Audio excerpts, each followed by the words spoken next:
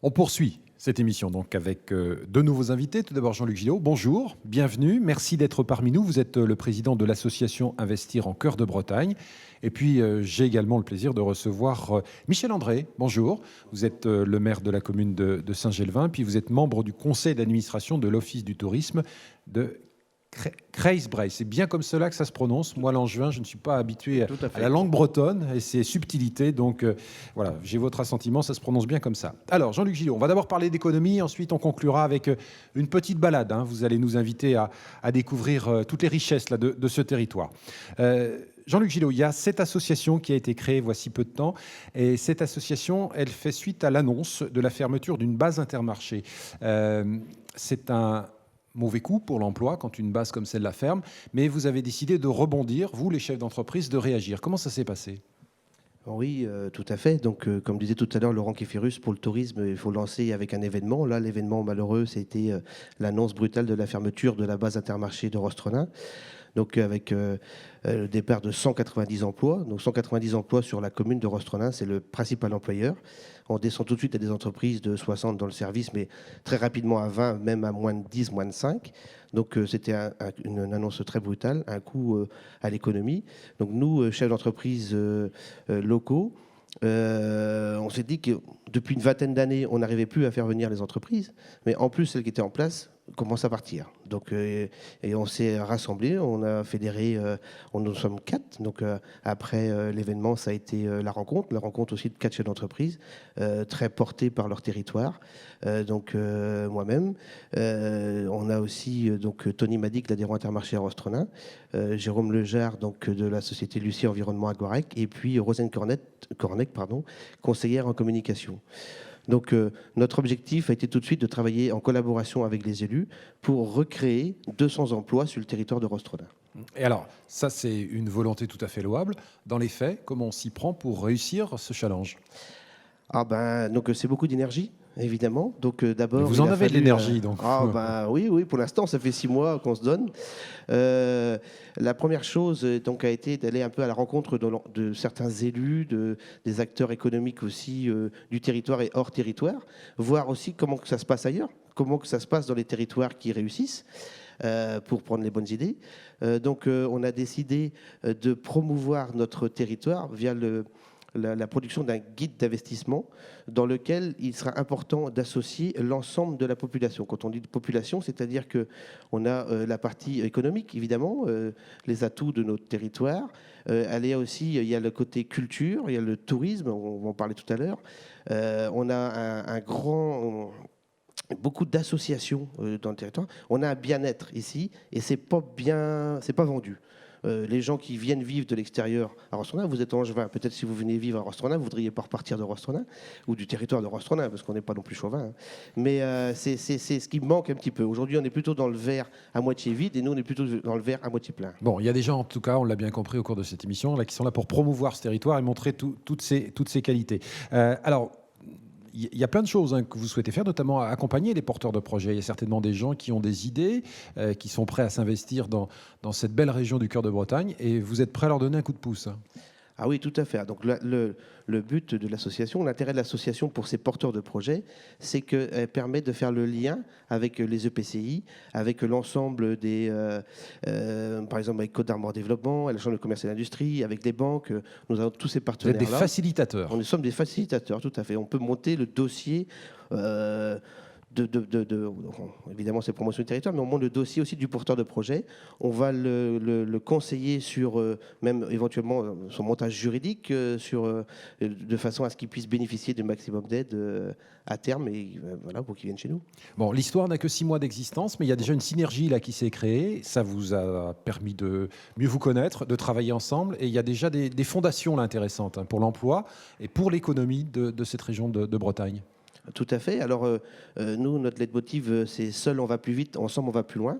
Donc, on a déjà organisé au mois de juillet une journée de lancement de tous nos groupes de travail pour donc aussi bien les commerçants que le tourisme, comme je disais tout à l'heure, l'ensemble des intervenants de la région, du territoire. c'est vraiment, on se rend compte aujourd'hui, une attente. On a créé peut-être le besoin, le besoin il existait, mais on a créé en tout cas l'envie Vous avez que ça apporté une aboutisse. réponse. Hein. Et on a un excellent partenariat avec les élus aussi du territoire. Et on voit bien qu'on peut faire beaucoup de choses tous ensemble. Beaucoup de choses tous ensemble. On va vous souhaiter bon courage parce que le challenge est important, mais vous êtes l'illustration que même quand les vents sont contraires, il y a des gens là qui sont là pour innover, pour proposer et pour faire avancer l'économie des Côtes d'Armor. Merci. Il y a des atouts dans cette région. Alors on parlait du dynamisme des chefs d'entreprise. Et puis il y a ce terreau là, touristique. Alors il y a Guerre-les-Dents, on en a parlé. Mais il n'y a pas que ça, Michel André. Quand on s'intéresse à cette région du cœur de Bretagne, il y a beaucoup de choses à découvrir. On ne va pas toutes les citer parce que la liste serait trop longue, mais on peut donner comme ça 2-3 petits coups de projecteur. Oui, effectivement, une richesse patrimoniale assez extraordinaire. Pourquoi ? Parce que ce territoire est resté assez vierge, en fait. Et donc, il reste à la fois d'un point de vue, je dirais, nature et d'un point de vue architectural, il est resté quand même un patrimoine important. Il y a de vrais témoignages du passé. Et un vrai témoignage du passé, effectivement. Alors, ce qui est le plus important, sans doute, sur notre territoire, c'est le canal de Nantes-à-Brest. Le canal de Nantes-à-Brest qui passe devant l'abbaye ici et qui est la véritable colonne vertébrale de notre territoire, qui permet d'attirer un certain nombre de publics. Alors ça, c'est un premier élément. Moi, j'en ai listé quelques-uns. Hein. Je note le musée rural de l'éducation. Là, c'est une histoire de passionnés. Là, on a des gens qui se passionnent et qui défendent l'économie. Là, c'est des gens qui défendent une histoire ou l'histoire de l'éducation. Tout à fait. Nous avons le musée rural de l'éducation à Saint-Nicolas-du-Pélem, plus particulièrement à Botoa. Là, effectivement, ce sont un couple d'enseignants qui a décidé de faire revivre cette école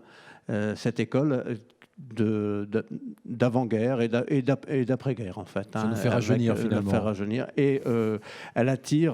Ils attirent aujourd'hui des enfants de toute la Bretagne qui viennent visiter ce musée rural de l'éducation. Et puis il y a des initiatives privées aussi, je voudrais qu'on en parle. Il y a cette fameuse vallée des Saints là, il y a parfois des projets qui sont portés soit par des acteurs économiques, soit par des collectivités, et puis il y a aussi des privés qui peuvent s'investir. La vallée des Saints, effectivement, là, c'est né d'une idée de privés, effectivement, qui se sont proposés de faire sur un lieu, de créer 1000 statues qui seraient financées non pas par les collectivités, mais par des sponsors. Sponsors, entreprises, familles, que sais-je encore, de façon à créer un lieu un peu comme ce qu'on pouvait trouver sur l'île de Pâques, en fait. Hein.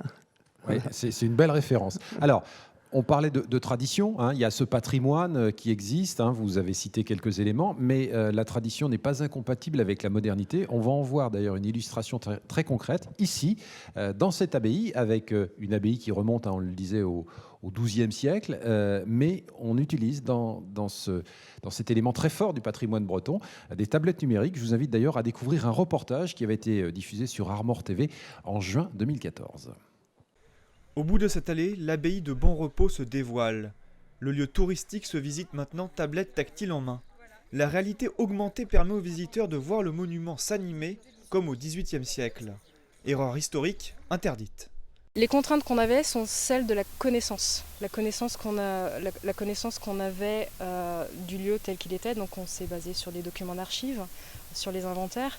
On a bien évidemment montré que ce dont on était sûr, et tout ce qui a été modélisé a été vérifié et validé par un comité scientifique. Grâce à cette réalité augmentée, un logo se transforme en maquette en 3 dimensions. À l'abbaye, cette modernisation d'avant-garde s'est imposée tout naturellement. Nous avons un bâtiment vide, avec les pierres nues. Alors, nous n'avons pas une muséologie classique des objets à mettre en vue du public. Alors nous avons décidé de l'animer d'une autre façon en utilisant les nouvelles technologies pour que les gens puissent visualiser comment c'était au XVIIIe. 3 acteurs ont travaillé main dans la main. La société Artefacto a modélisé le bâtiment en 3D pour l'association des Compagnons de l'Abbaye. Les données 3D ont été ensuite récupérées par le conseil régional, mais avec une contrepartie. Le rôle de la région Bretagne dans le projet de l'abbaye de Montrepos a été d'amener des outils qui permettent, des outils numériques innovants, qui permettent de concevoir de nouvelles applications, de nouvelles médiations des contenus. Le premier Oculus Rift de Bretagne est à Bonrepos. Ce casque permet une visite de l'abbaye en immersion totale. Si les plus âgés ont quelques soucis, On a encore besoin d'aide. les plus jeunes, eux, sont conquis. Preuve que raconter le passé se fait maintenant avec les moyens du présent et même du futur. Voilà, c'est un reportage de Mathieu Lignot pour Armor TV. Alors, on doit parler avec vous, c'est une obligation, Michel André, du lac de Guerlédan. On a donné un chiffre extrêmement impressionnant tout à l'heure. On a parlé d'1 500 000 visiteurs. Ça a été, j'allais dire, et ça reste une très belle vitrine pour découvrir tout ce qu'il y a autour. Bien évidemment, 1 500 000 visiteurs.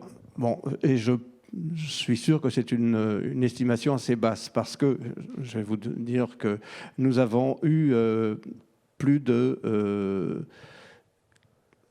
alors, attendez... 15 000... non, attendez... 150 000 visites payantes dans le lac sur le avec site. les guides. Et je suis persuadé qu'il y avait... s'il y avait une personne sur 20 qui descendait dans le fond du lac pour les guides, c'était... Bon, ça veut dire qu'il y a eu beaucoup de monde en tout cas. Ça veut dire qu'il y a eu beaucoup de monde. Comment vous allez capitaliser tout ça? Parce Alors, que là, il a fait beau, il y avait le Tour de France, on l'a dit, Oui. il y avait ce lac. Les gens qui sont venus ont été séduits. Il va falloir maintenant les inviter à revenir. Voilà, les gens qui sont venus ont été séduits, c'est évident.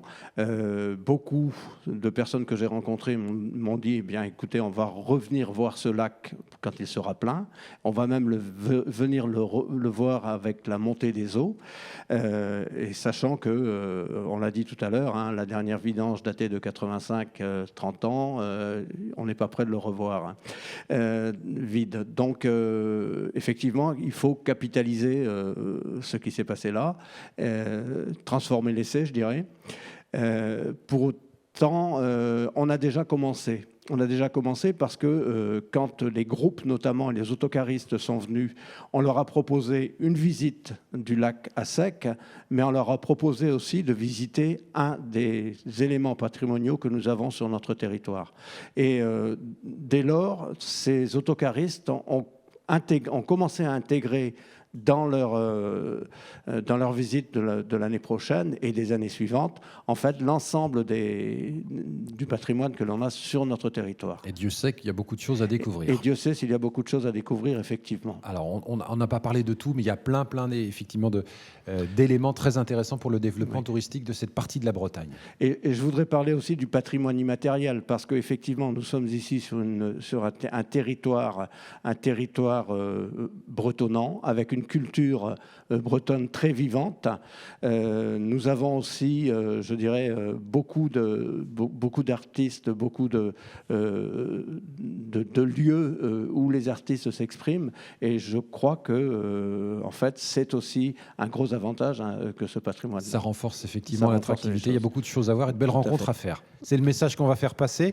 Michel André, merci en tout cas. Et puis, on va vous souhaiter, j'allais dire, bon vent dans votre histoire. Hein. Vous êtes parti d'un fait qui est un élément douloureux, mais vous avez décidé de rebondir et on va suivre ça avec intérêt. On va, si vous voulez bien, conclure maintenant cette émission en compagnie de Laurent Kifurus qui nous avait accompagnés pour le début de cette émission des Oscars.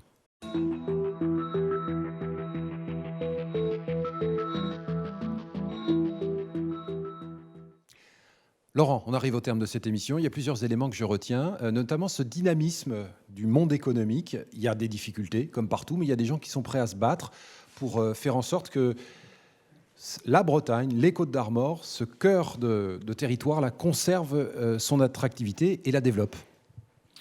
On le voit à chaque émission. Il y a des aventures individuelles, il y a des démarches collectives dans tous les domaines. On l'a encore vu au cours de l'émission. Donc c'est vrai que le département, c'est la vision et la mission de l'association des Oscars.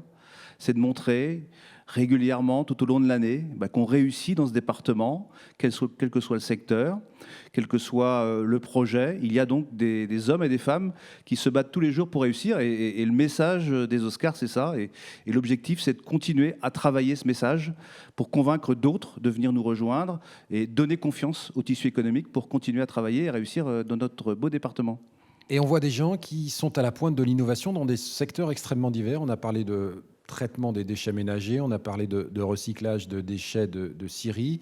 On a vu qu'il y avait des choses vraiment intéressantes qui se faisaient ici dans ce département des Côtes-d'Armor. Il y a de vrais savoir-faire qu'il faut mettre en valeur. Oui, et puis il faut décloisonner. On l'a vu à l'instant, nouvelles technologies et patrimoine, tourisme et énergie, agriculture et tourisme, industrie avec les services. Donc il faut aussi décloisonner. C'est aussi le message qu'il faut qu'on fasse passer, parce que aujourd'hui c'est une économie de plus en plus globale, de plus en plus collaborative, qui fait appel à la richesse et aussi aux valeurs du territoire. Donc il faut rester attaché au territoire. C'est dans notre histoire qu'on trouvera les bonnes solutions pour développer notre économie. Donc je crois que c'est important, et en particulier ici, d'avoir cet attachement au territoire, avec un clin d'œil à cette association qu'on a vue tout à l'heure. C'est vraiment quelque chose de très intéressant, et je crois que c'est symbolique de notre capacité à rebondir, quelles que soient les difficultés. Et puis ce qui est marquant, ce sera ma dernière question, Laurent, c'est qu'on voit des hommes et des femmes attachés à des valeurs. Oui au développement économique, bien évidemment, mais pas à n'importe quelles conditions. L'enjeu, c'est l'emploi. Donc l'association des Oscars montre les réussites. Et les réussites, c'est bien évidemment, au bout de quelques années, des emplois créés, des familles qui s'installent, des gens qui progressent. Donc c'est ça la philosophie des Oscars, c'est réussir, mais pour continuer à créer des emplois dans notre département. Et venir s'installer ici dans les Côtes-d'Armor, un département où il fait bon vivre. Merci à vous, Laurent. Merci. Merci à tous ceux qui se sont succédés sur ce plateau pour nous faire partager leurs expériences diverses. Et puis, bien évidemment, merci à vous, les internautes qui suivez Armor TV avec assiduité. À très bientôt.